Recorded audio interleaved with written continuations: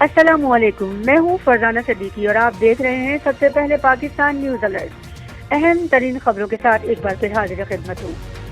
پاکستان کے شہر عقائد کراچی کے ضلع کورنگی، تھانہ دمان ٹاؤن، حدود نورانی بستی دمان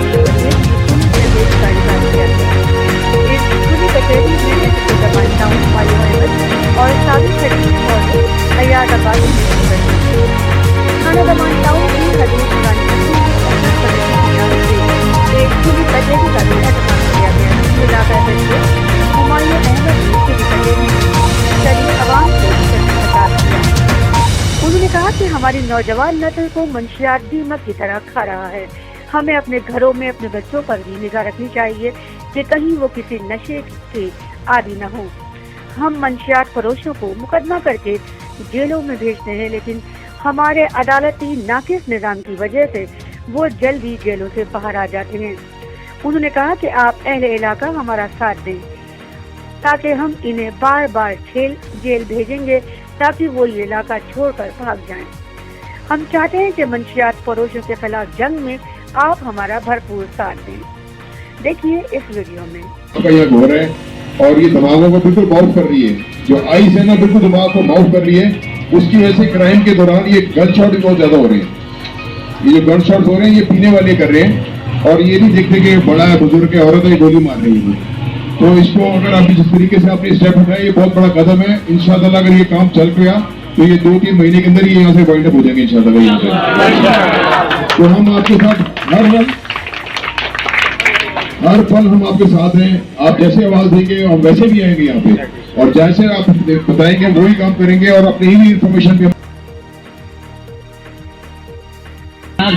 یہ ہم بھلا اتنے لوگ ہیں جو یہاں سے ختم کرنا چاہتے ہیں، ان کو نام لکھ کے تانے میں جمع کرا دیں تاکہ ان کے اوپر کوئی مصیبت آ جائے وہ دفع کر سکیں۔ اور اب بات کرتے ہیں انٹر ایجنسی ٹاسک فورس کا اجلاس۔ جی ہاں، ANF ہیڈ کوارٹر راولپنڈی میں منعقد ہوا۔ ترجمان ANF ہیڈ کوارٹر راولپنڈی کے مطابق director general ANF major general Ghulam Shabbir ناجر نے اجلاس کی صدارت کی۔ اجلاس میں ملک کے تقریباً تمام قانون نافذ کرنے والے اداروں کے عہدیداران نے شرکت کی۔ DG ANF کی اجلاس میں شریک عہدیداران کو قومی انسداد منشیات پالیسی کو مؤثر انداز میں نافذ کرنے کی ہدایت جاری کی۔ منشیات کے بڑھتے رجحان کو مد نظر رکھتے ہوئے قومی پالیسی کا نفاذ ناگزیر ہے۔ اجلاس میں قومی انسداد منشیات پالیسی کی مجموعی صورتحال کا جائزہ لیا گیا۔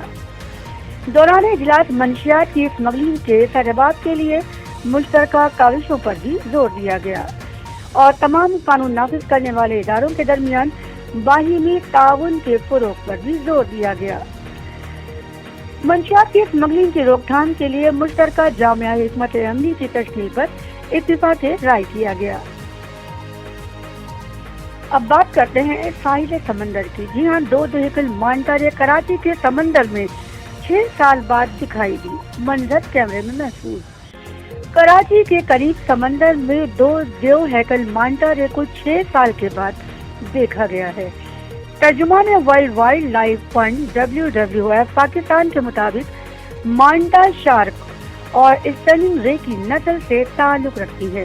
ترجمان نے بتایا کہ 2 مانٹاس کو کراچی کے جنوبی میں 50 ناٹیکل مائل میں دیکھا گیا، جبکہ ایک جہاز کے کیپٹن نے اس منظر کو اپنے کیمرے میں محفوظ کیا۔ 2 دیو ہیکل مانٹاس کا ایک ساتھ ہونا انتہائی غیر معمولی ہے۔ ترجمان کے مطابق IUCN نے حال ہی میں مانٹا کی اس نسل کو خطرے سے دوچار قرار دیا ہے۔ پاکستان میں عام طور پر یہ پائی جاتی تھی، لیکن اب یہ انتہائی نایاب ہوتی جا رہی ہے۔ ترجمان کا مزید کہنا ہے کہ مانٹا کا آخری بار نظارہ اکتوبر 2016 میں چرنا جزیرے میں کیا گیا تھا۔ اب بات کرتے ہیں شوبز کی۔ جی ہاں، پڑوسی ملک کے مشہور اداکار اجے دیوگن کی بیٹی عجیب چال چلنے پر تنقید کا نشانہ۔ اجے دیوگن اور پرکشش شخصیت کی مالک کاجول کا شمار بھارتی فلم انڈسٹری کے مقبول اسٹارز میں کیا جاتا ہے، لیکن اس بار बाजी राव संगम और अंजलि की खबरों में मौजूदगी की वजह उनकी खूबरू बेटी नायसा देवगन है, जिनकी एक होटल में खाने के बाद की एक वीडियो इंटरनेट पर वायरल हुई। दीगर फिल्मी सितारों के बच्चों की तरह नायसा के लिए भी शोहरत उनके घर की बांधी है। सोशल मीडिया प्लेटफॉर्म पर नायसा की फैन फॉलोइंग बहुत ज्यादा है। हुआ कुछ यूं कि नायसा देवगन अपनी दोस्तों के साथ एक होटल में खाना खाने गई। वापसी पर फोटोग्राफर्स को देखकर उन्होंने लहरा के बल खाके की अमली तस्वीर बनते हुए मस्तानी चाल चलनी शुरू कर दी। स्टार किड की ये वीडियो देखते ही देखते इंटरनेट पर वायरल हो गई और सार्फिन ने उन्हें अपने आड़े हाथों लेना शुरू कर दिया। कुछ ने उनकी चाल को मेंढक की चाल से भी तशबीह दी, तो कुछ सार्फिन उनकी चाल को नमूदो नुमाइश करार देते हुए तनकीद का निशाना बना रहे हैं।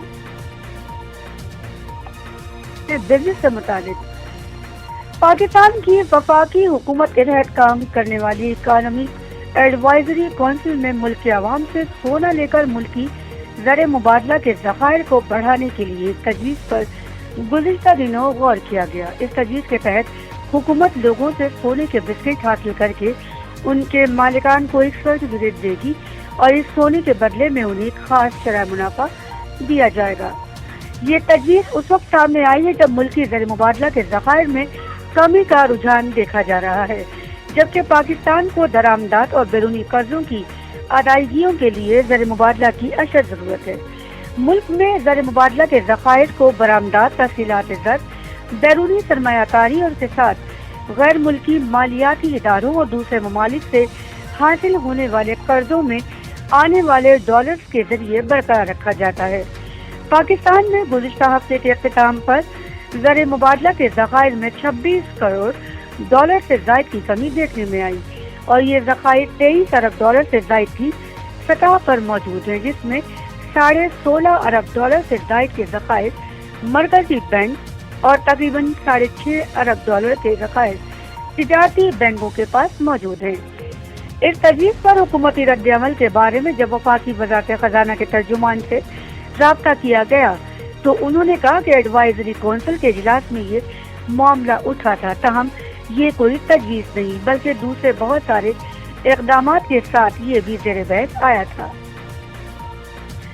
पाकिस्तान के बाद इस वक्त ज़र मुबादला के 23 अरब डॉलर से ज़ायद के ज़खायर हैं, ताहम इनमें गुज़िश्ता महीने के अख्तिताम तक कमी देखने में आई, जिसकी वजह से मुल्क का बढ़ता हुआ दरामदी बिल और उसके साथ बैरूनी अदायगियाँ हैं। पाकिस्तान को गुज़िश्ता 3 महीनों में सऊदी अरब से 3 अरब डॉलर के डिपॉजिट मिले, तो इसके साथ साथ सुकूक के बॉन्ड से 1 अरब डॉलर और IMF से 1 अरब डॉलर की किस्त मौसूल हुई। मुल्क में रवा माली साल के पहले 7 महीनों में 18 अरब डॉलर की तहसीलात ज़र मौसूल हुई। मसनूआत और खदमात की बरामदात से पाकिस्तान को 21.5 अरब डॉलर मौसूल हुए। बैरून मुल्क सरमायाकारी की मद में पाकिस्तान में 1.1 अरब डॉलर आए। मुल्क के बढ़ते हुए दरामदी बिल और बैरूनी कर्ज की अदायगियों की वजह से ज़र मुबादला के ज़खायर में कमी देखी जा रही है और हुकूमत की जानिब से इन ज़खायर को बढ़ाने के लिए मुख्तलिफ इक़दामात पर गौर किया जा रहा है। इकोनॉमी एडवाइजरी काउंसिल में इस सिलसिले में मुख्तलिफ तजावीज़ पर गौर किया जा रहा है। सोने से ज़र मुबादला बढ़ाया जा सकता है। लोगों के पास मौजूद सोना लेकर उन्हें ज़र मुबादला के ज़खायर बढ़ाने के लिए किस तरह इस्तेमाल में लाया जा सकता है। इस सिलसिले में माहिर मंशियात और Pakistan institute of development economics में रिसर्च फेलो शाहिद महमूद ने बताया कि पहले दुनिया में सोना एक स्टैंडर्ड हुआ करता था, यानी करेंसी की कदर इससे मुंसलिक थी। ताहम 70 की दिहाई में सोने को बतौर स्टैंडर्ड खत्म करके आलमी करेंसी यानी डॉलर को रिवाज दिया गया। उनका मजीद कहना है कि दुनिया के तकरीबन हर मरकजी बैंक के पास सोने के ज़खायर मौजूद होते हैं, क्योंकि ये एक कीमती धात है और इसे आप बैनुल अक़वामी मार्केट में इस्तेमाल करके ज़र मुबादला ले सकते हैं। शाहिद महमूद के मुताबिक जिस तरह बैरूनी दुनिया और मालियाती इदारों से قرض لے کر اس پر ایک خاص شرح منافع سود کے تحت ادا کی جاتی ہے۔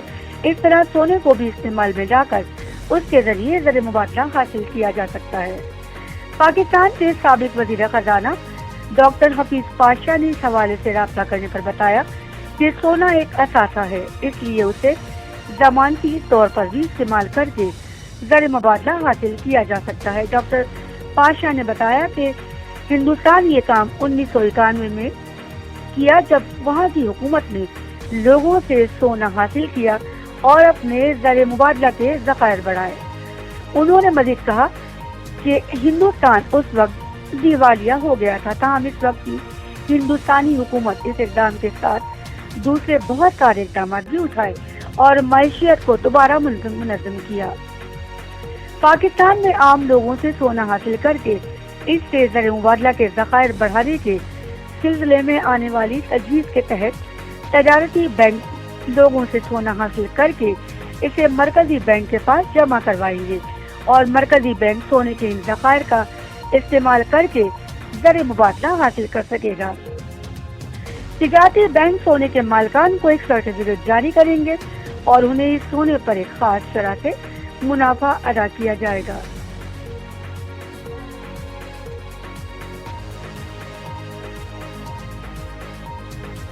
انہوں نے کہا کہ اس وقت یہ تجویز زیر غور ہے اور اس پر حکومتی اور غیر حکومتی ماہرین غور کریں گے کہ اسے کس طریقے سے بروئے کار لایا جا سکتا ہے اور اس کے بدلے کتنا زر مبادلہ کمایا جا سکتا ہے۔ لوگوں کے پاس موجود سونے کو لے کر زر مبادلہ کے ذخائر بڑھانے کا کوئی منصوبہ پاکستان میں کیا کامیاب ہو سکتا ہے؟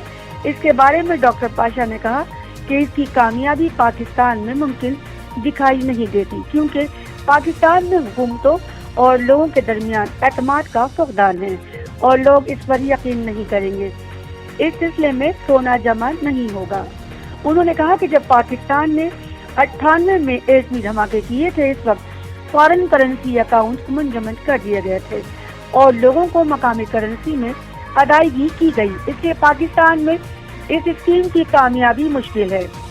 شاہد محمود نے اس سلسلے میں بتایا کہ کسی ایسے منصوبے کی پاکستان میں کامیابی اس لیے ناممکن ہے کیونکہ لوگوں کے پاس زیادہ تر سونا زیورات کی صورت میں موجود ہوتا ہے، جبکہ اس کے لیے سونے کی بسکٹ کی ضرورت ہے۔ خبروں میں فی الوقت کے لیے اتنا ہی۔ مزید خبروں، اپڈیٹ، انٹرویوز اور سروے رپورٹ کے لیے دیکھتے رہیے سب سے پہلے پاکستان نیوز الرٹ۔ اپنی میزبان فرزانہ صدیقی کو دیجیے اجازت۔ اللہ نگہبان۔ سب سے پہلے پاکستان۔ چینل کو سبسکرائب کرنا، لائک کرنا، شیئر کرنا اور اپنی قیمتی رائے دینا نہ بھولیے گا۔